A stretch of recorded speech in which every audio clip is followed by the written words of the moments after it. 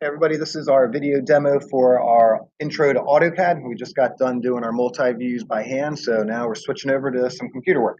So when you open up AutoCAD, you're going to be welcomed by the start screen. That's going to let you start a drawing. You can choose a template if you have some set up. Don't worry too much about that. For this class, open files, and then any of your recent documents once you get going. You could also connect to AutoCAD or Autodesk 360, A360.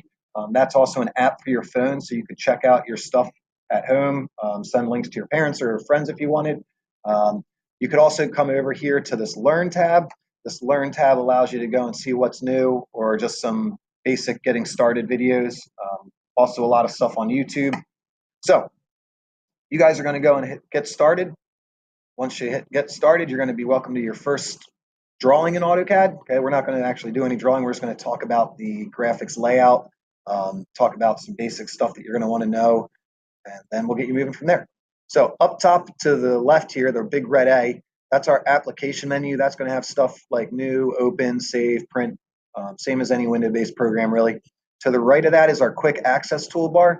That's going to be new, open, save as, all that stuff. You've also got some drop downs here at the end that you can choose other ones to go and add to your quick access toolbar. Or if you wanted, you could always right click on something and add it to your quick access toolbar. I'm not going to because I don't really use it all that much. To the right of that, it'll tell you that you're working in AutoCAD, the educational version. Then it'll say drawing1.dwg. That's just the file extension. Once you save your work, this will be whatever your drawing is that you're working. To the right of that is my search button. Okay, then search as well. That'll take me to a specific website. Same with the access, the question mark here. And then mine says akillian@horsham.org. That's my A360 account. You can sign in for that. Then you could connect and go to the App Store or connect and share some stuff. Okay, I'm not going to go over too much of that either. Then we got our minimize, restore, and close. Now, this big thing right across the top here, it's got a bunch of tools on it. Okay, this whole thing is called the ribbon.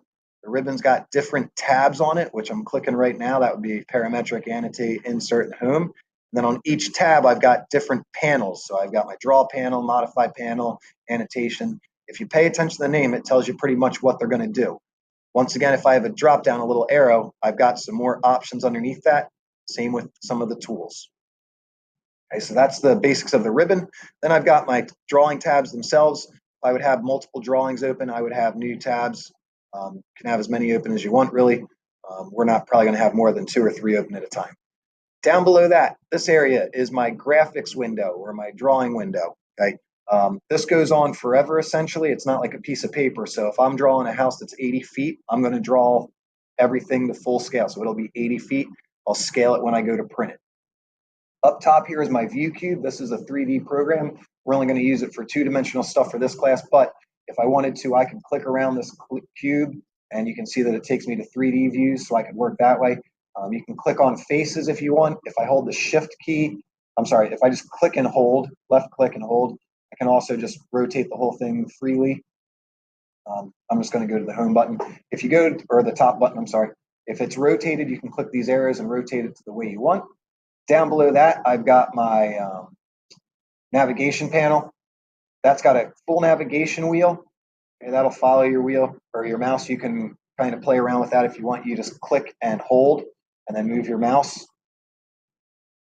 We've also got pan down below that, zoom, extents, and orbit, and then show motion. We're not going to deal with show motion. Some of these other ones you will. I don't really use these because they are shortcuts on your mouse.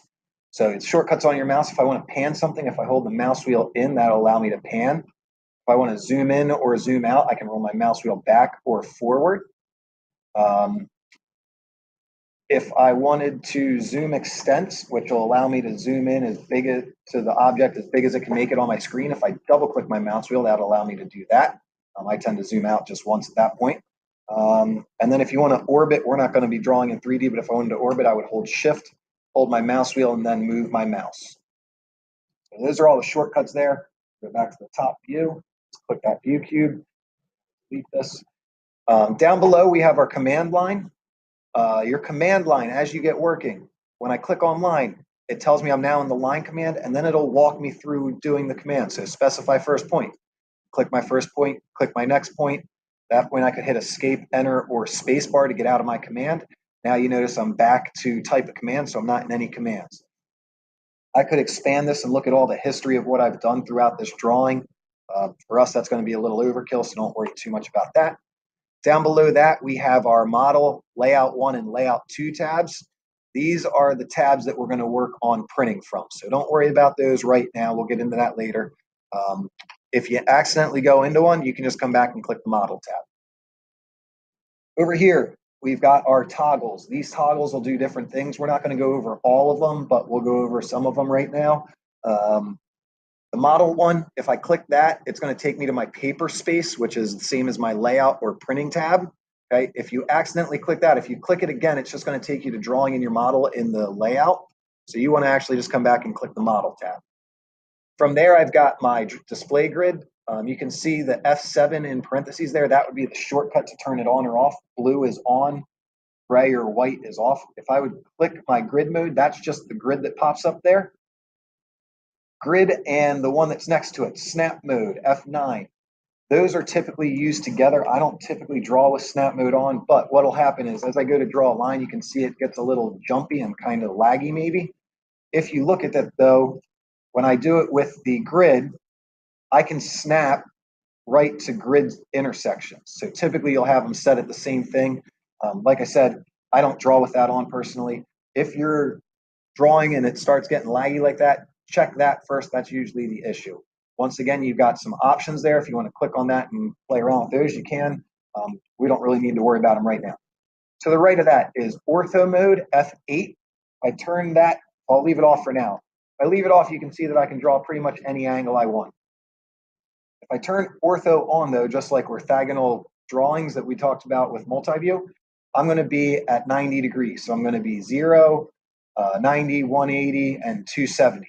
I can set it up to change my coordinate system, but it's always going to stay 90 degrees. The one next to that, polar, if you notice, once again, I've got a drop down, so I could click that and choose some options here. If I click 30, 60, 90, when I turn that on, notice it turns ortho off. Polar allows me to snap to preset angle. So it goes, in this case, I chose 30, so it'll go every 30 degrees. So 0, I can still draw any other angle, but at 30, it's going to snap in. You can see that by the green scrubbing line there. Go up to 60, it'll snap in, 90, so forth and so on. So if you need to draw something that's definitely straight, use ortho or polar. Just make sure you're locked in on the line. If you need to draw at an angle, it is going to be polar. To the right of that is iso drafting. That we're going to get into when we do isometric drawings, but it essentially turns us to draw in what appears to be a 3D object. It's really still obviously 2D. To the right of that is show snapping reference lines. If I have a line here and I want to put a line that's exactly in with that point, if I turn on the show snapping reference lines, as I snap onto that and now move over,